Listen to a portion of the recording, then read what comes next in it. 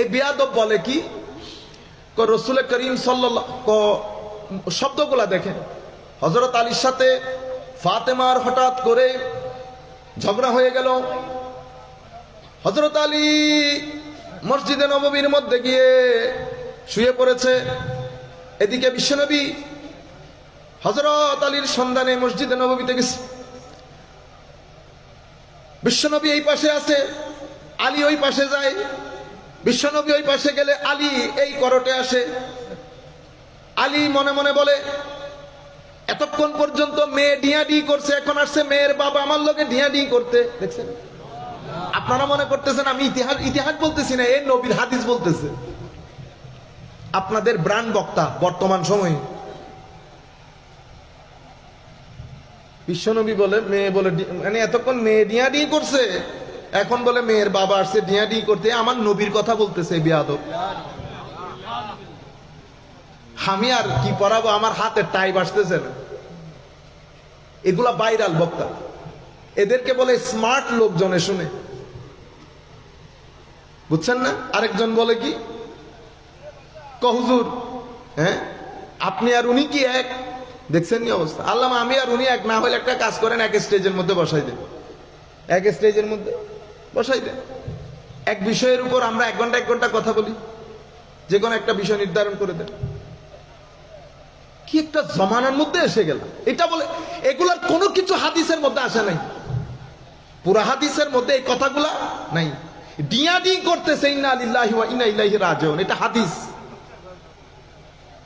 সম্মানিত উপস্থিতি, তো উপকারী জ্ঞান আর অপকারী জ্ঞানের মধ্যে আসমান জমিনের ফারাক, আসমান জমিনের ফারাক। সম্মানিত উপস্থিতি, আমাদের মোস্টলি যেটা হয়ে গেছে, সেই কারণে আমাদের সাধারণ জনগণ যারা আহলুস সুন্নাত ওয়াল জামাত, আমরা আমাদের চরিত্রগত কোনো পরিবর্তন আনতে পারছি না। আমরা আহলুস সুন্নাত ওয়াল জামাত, কিন্তু আমরা কোরআন শরীফ পড়তে পারি না। আমরা তরিকত চর্চা করি, কিন্তু তরিকত কাকে বলে সেটা জানি না। আমরা ধরেন, আমি হুজুর গৌসে মাইজভান্ডারির তরিকতের লোক, আপনি বলেন তো হুজুর গৌসে মাইজভান্ডারির জীবনী পড়েছেন কিনা? আপনি উসুলে সাবা বুঝতেছেন না, যতটুকু যার দরকার। আমরা হুজুর গৌসুল আজম আব্দুল কাদের জিলানী রাদিয়াল্লাহু তাআলা আনহুর গিয়ারবি শরীফ করি না? করি কিনা? গৌসিয়া শরীফ করি না? করি। কিন্তু আমরা কোনোদিন কোন গিয়ারবি গৌসিয়া শরীফে হুজুর গৌসুল আজমের কিতাব থেকে, কোন কিতাব থেকে কখনো দর্শ দিয়েছি? হুজুর গৌসুল আজমের একটা কিতাব আছে আল ফাতহুর রব্বানী, 62টি মজলিস, মানে হুজুরের নসিহত, যেগুলা হুজুর বিভিন্ন মজলিসের মধ্যে মানুষকে দিয়েছেন। এই কিতাবের মধ্যে 62টা মজলিসের নসিহত আছে। এত অসাধারণ অসাধারণ অসাধারণ নসিহত। আমরা যদি প্রত্যেক গিয়ারবি শরীফে আধা ঘন্টা হুজুর গৌসুল আজমের ওই তালিমাত গুলা মানুষকে দিতাম, মানুষ বুঝতে পারতো না তরিকা কি, কাদেরিয়া তরিকা কি, তরিকা কাকে বলে, সুলুক কাকে বলে, হুজুর গৌসুল আজম কাকে বলে। একটা মজলিস হয়ে যেত না, সাধারণ মানুষও আসতে পারতো। যখন আপনি গিয়ারবি শরীফ শেষ করে শেষ আধা ঘন্টা আপনি যখন হুজুর গৌসুল আজমের কিতাব থেকে দর্শ দেবেন, গুনিয়াতুত তালিবিনের দর্শ দেবেন, সিররুল আসরারের দর্শ দেবেন, ফুতুহুল গায়বের দর্শ দেবেন, আত-তারিক ইলাল্লাহ কিতাবের দর্শ দেবেন, মানুষের জন্য শিক্ষাটা আম হয়ে যেত।